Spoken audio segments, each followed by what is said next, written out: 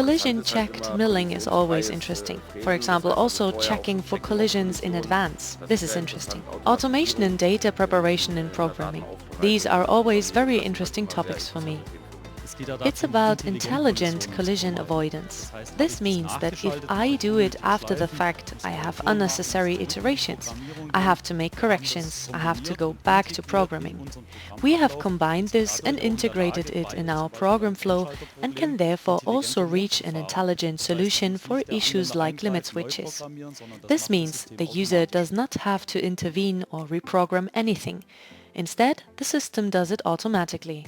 We are just transitioning from version 4.0 to 4.1, and we want to have a look at the new features of the application.